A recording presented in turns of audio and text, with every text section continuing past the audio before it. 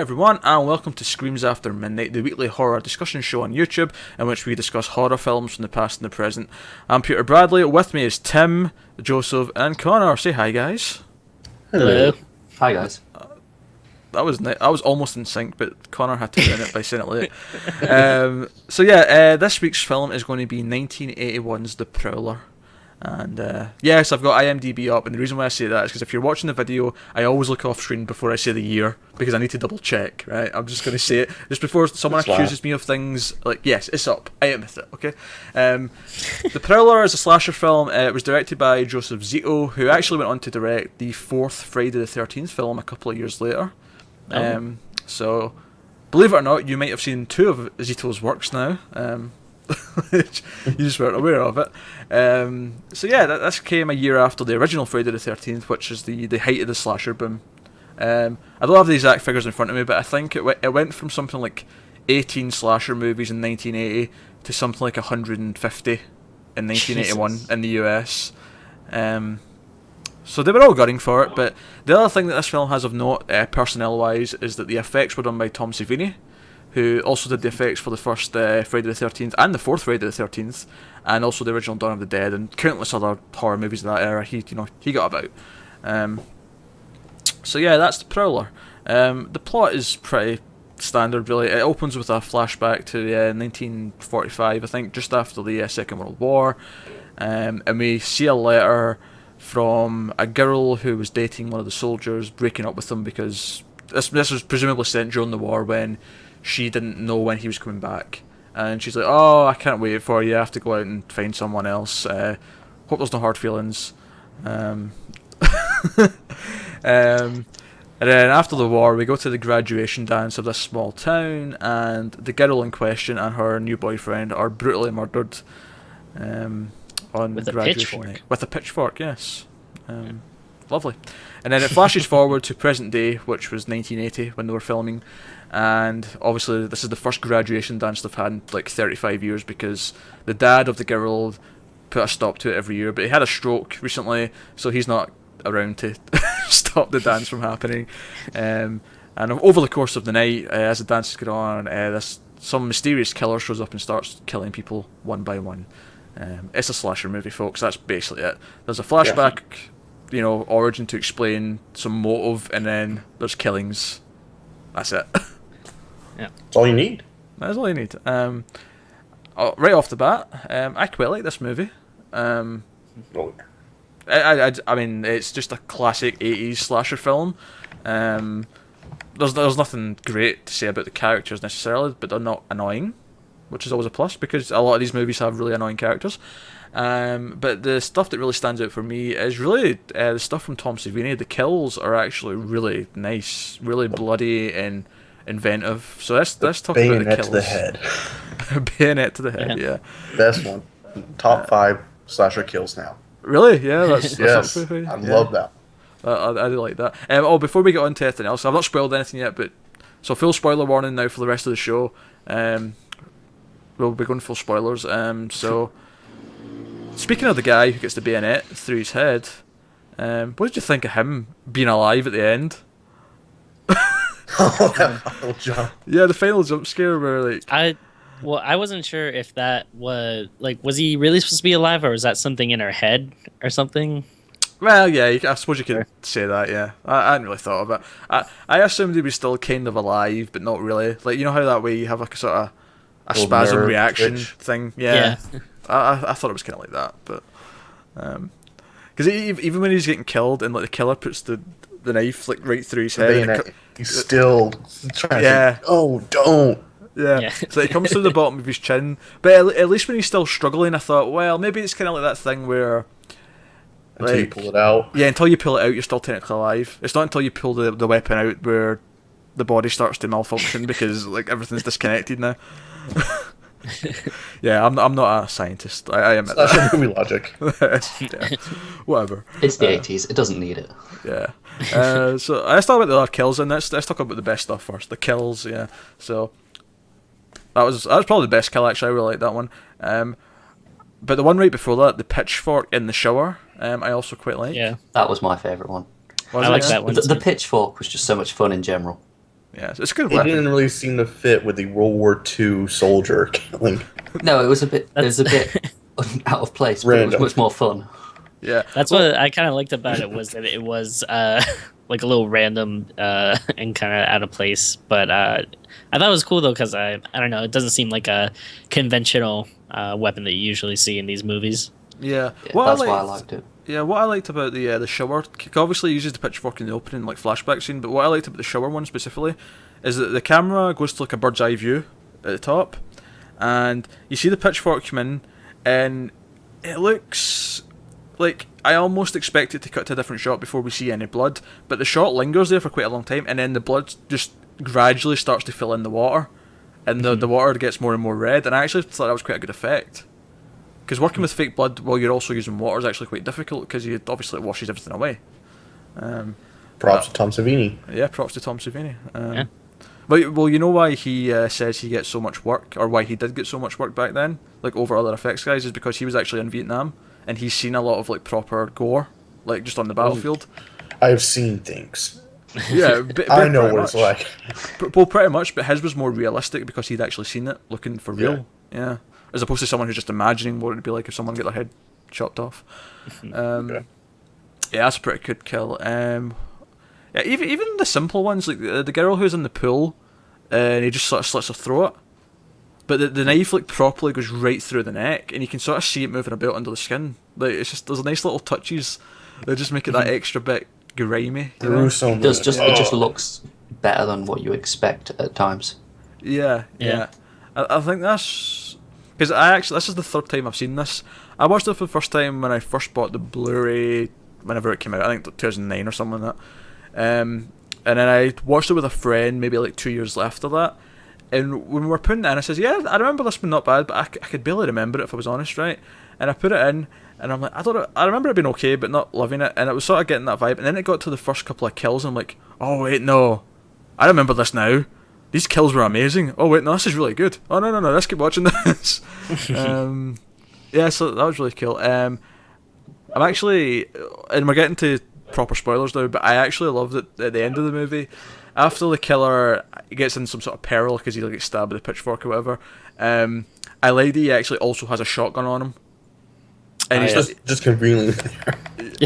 but what I like about it though is like killers always use like stabby weapons, right? Because it's the classic slasher thing. But I like that he is like prepared. He's like, yeah, I'm going to use the pitchfork because it's my signature weapon and I like it, right? That and the bayonet, right? But When stuff goes down, I have this. wait, he's got the shotgun, so he just whips out a shotgun and like just kills the guy that stabbed him. And I'm like, oh yeah, that's kind of badass. And then it also leads though to the killer's glorious death. Yeah. Because Oh, that I love beautiful headshot. I love a good over the top head explosion. I'm not going to lie. Who doesn't? Like I watched the original Scanners because I knew there was an exploding head in it. Only reason you went to see it. Well, I wouldn't say I went to see it. It came out in 1981. I wasn't even born. No, But, not the only reason you even wanted to see it was because of Yeah. the head explosion. yeah, because of the head explosion. I was actually really disappointed it only happened once in the movie. Really disappointed in that. But no, yeah, kills are great. Have I missed any that you want to talk about? Like, is there any other kills that stick out? I think those are all the big major ones Yeah, the big money that I shots. can think of. Yeah. What I liked the look of the killer a lot. I thought was cool. That kind of like grimy soldier outfit. I thought that was kind of like a cool, creepy look for someone like that. Yeah, you also got that scene early on where he's sort of like I almost compare it to like the start of like Batman Forever and Batman and Robin, where like Batman's putting all his gear on, but it's like the killer, yeah. like lacing his boots and then like putting the knife in all the different like slots and stuff. He's like, this guy's going to war. He's not going to kill girls. He's going to like, He's on going a out mission. to battle. Yeah. Yeah, the characters are mostly fodder, but I mean the main girl's okay. She's quite likable. Like she's got that innocence about her, which is quite nice. And she's not like directly opposed to all the other kids who are all like wanting to get drunk and stuff, but she has a sort of innocence about her. And then the deputy, who's like the boyfriend character, who obviously becomes sort of the main protector of the movie. What I thought was interesting about him though, at one point, one of the other characters says to him, "So you want to play sheriff?" And I thought, but that's his job. He's a deputy and the sheriff's not there, so no, that's his job. He should be playing sheriff. That's legitimately is what he's supposed to be doing right now. I stopped and had the same moment during that. I had to pause it just for a minute, just to let that sink in. Yeah. Did anyone else get that funny feeling at the beginning, before you know that the sheriff is the killer, that he's just, even though he announces there's a death a few miles away, they think the killer may be coming to his town, yet he's still going to go fishing? Yeah, well, it's funny, you brought him up being the killer, right? See, when if it wasn't for the fact that the girl says sheriff, the first time I watched it, I wouldn't have known who that was. It had been so long since we'd seen that character that I was like, who the fuck is this? I don't know who this is. And even the second time I watched it, I'd forgotten who the killer was. So when it popped up at the end again, I was like, all right. It wasn't until this time when I watched it and I was actually sort of paying attention at the start. I'm like, all right, okay. And actually, they do it quite well, because when they go to the scene where the deputy tries to call him at the fisherman's lodge or whatever it is he's went to, and the guy who's the operator working the phones, who doesn't get up to he answers the phone and he says, okay, I'll go and see if he's in his cabin, and he slams the door next to him and pretends that he's went away, and he plays cards for a couple of minutes and then picks up the phone again. That's actually kind of well handled, in the sense that it explains that he probably is in his... Well, at least at that time, as a viewer, you're thinking, he's probably just in his cabin, but this guy's too lazy to go and get him. But it's also not handled in the fact that when they do reveal who the killer is, I'm like, who's that? I don't remember who that is. Like he has one scene, essentially, at the start of the movie. Yeah. I didn't remember who it was, so... And I from that one scene at the start, I didn't get a weird feeling. I was just like, alright, it's just another... lazy, just a typical writing thing, just to get a character out of the way to cause the trouble, basically. To cause the deputy to step up. Yeah, with the sheriff gone, it makes everyone a bit more vulnerable, because it's only the rookie. That's all I assumed it was, to be honest. Yeah, in that sense, it works quite well. But I think they could, I don't know, just had something that reminded you. I don't know. Just like you said, if it hadn't said sheriff, I would not have known. Yeah. All right, so no Academy Award for screenwriting, then we'll say that much. But it's a pretty fun movie. I like the kills, I like the blood. I think in terms of direction, it's not bad as well. Actually, I think some of the scenes are actually shot quite well. I do think there's a couple of when after the two deaths, the one in the shower and the boyfriend, when the main girl goes back to change her dress, and then she comes out and she sees the killer, and they have that chase sequence.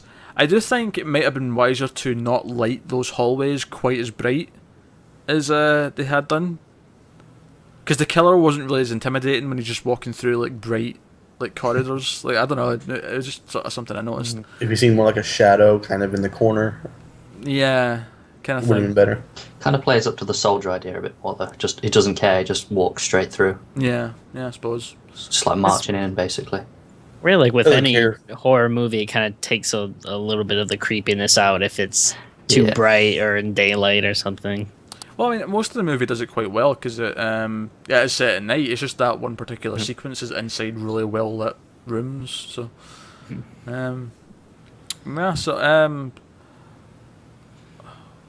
So Connor, what did you think overall? Then, what were your feelings on this one? No, I quite enjoyed it.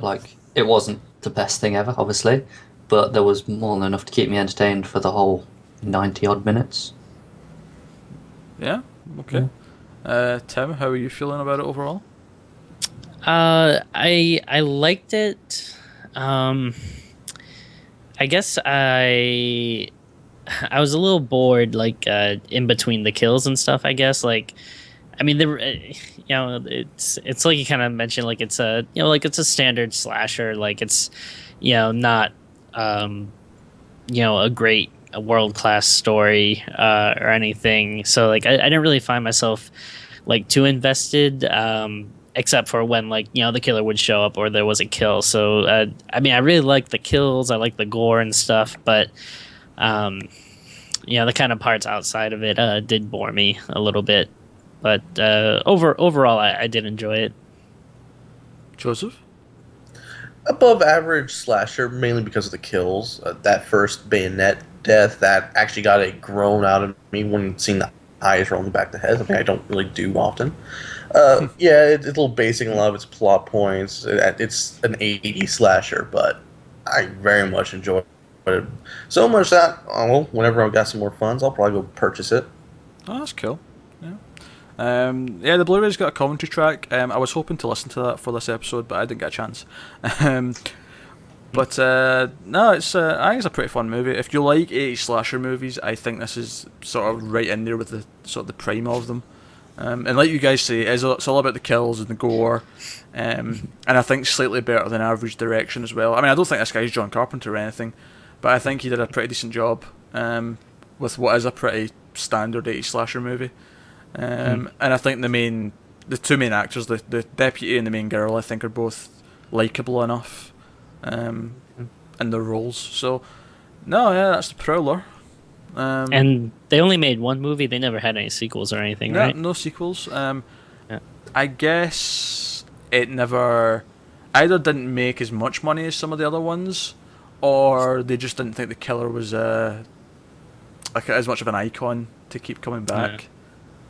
They didn't have a cool mask, I guess. Is what it comes down to. Alright, so let's rate this one pitchforks out of 10. Alright, so Connor, how many pitchforks out of 10? I'll probably just go with about 7. Alright, okay. Simple. Tim? Probably a little harsher. I'd give it about a 6. I still enjoyed it, but there wasn't much for me other than the kills. So a decent 6, a good 6. No, fair enough. Joseph? 7 pitchforks through college couples. Yeah. Through couples in one hit. Right, that's the key thing. I'm going to go with the consensus here and say 7 as well. I think this is. I mean, take out the real masterpieces like Halloween and things like that. This is one of the better slasher movies, I think, from this era. And we'll probably do a lot of bad ones over the course of the show, but We're sure you have quite a library. I do, yeah. And they're coming. Don't let him get started on the slasher collection. But no, I do think this one's pretty solid. I mean, if you like these kind of things, if you don't like slasher movies, you'll hate this one just like you hate any other one. Like, there's nothing that's going to separate it for you. But no, a solid entry into that series. So that's the Prowler. We will be back next week, and I can tell you, we don't usually tell you what the next one's going to be on the show, but we can tell you this week that next week is going to be The Gallows, the new release. It came out in the US this past week, it's out in the UK this week, so I will go see that, and either Connor or Kevin will go see it, I'm not sure which, depending. I'll go see it just in case. Just in case, that's a good idea. Bless your soul. So... I've already seen it. Yeah, you've already seen it, but don't say anything. Let's keep it. All right, keeping my mouth tight. Keep it locked up. So yeah, we'll be back next week with The Gallows. Do subscribe to us on YouTube and follow us and like and rate and give us a comment. What did you think of the movie? If you've seen The Prowler, let us know what you think. If you've got other suggestions for movies you want us to cover, feel free to recommend any horror films from any era. We'll definitely consider them. I think what we might do in the future actually with slasher movies is we might pair them up, because we got through that quite quickly, and I think because slasher movies are so standard and repetitive in terms of they all have pretty much the same plot. Yeah, well, formula. Yeah, they're very formulaic. So I think maybe in the future we might do 2 slasher movies together, and they're quick watches as well. To be fair, they're very rarely over 90 minutes. So yeah, compare killer versus killer. Compare killer versus killer, that's an idea. But something we might do after The Gallows actually is we might start working our way through a big franchise. So we'll see how that goes. But guys, that's us for this week. That's been Screams After Midnight, The Prowler. And we will see you next week, so keep watching scary films, and we'll see you then. Bye. See you.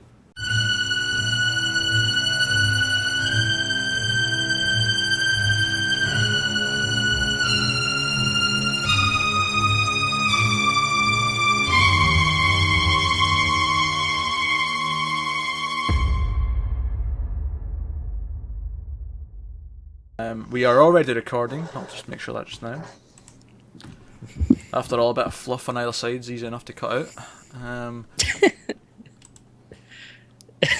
You've got a very immature mind, Tim. There was nothing funny about that. There was nothing funny about that.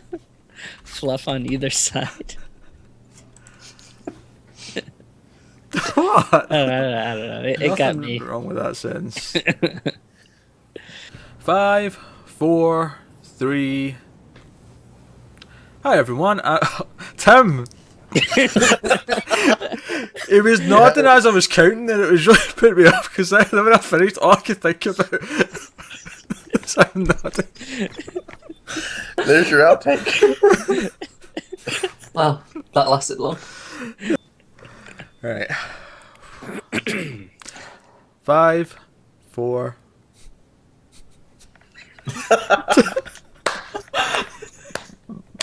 I wasn't even doing anything. No, you weren't. You weren't. I'm still getting out of the system. Right. 5, 4, 3. Hi, everyone. Who laughed? I was fine there.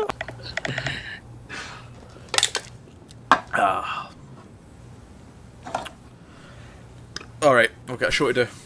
We can yamming about random shit afterwards. What's up, Tim? You're very amused right now. I was just remembering that thing you said about fluff. So.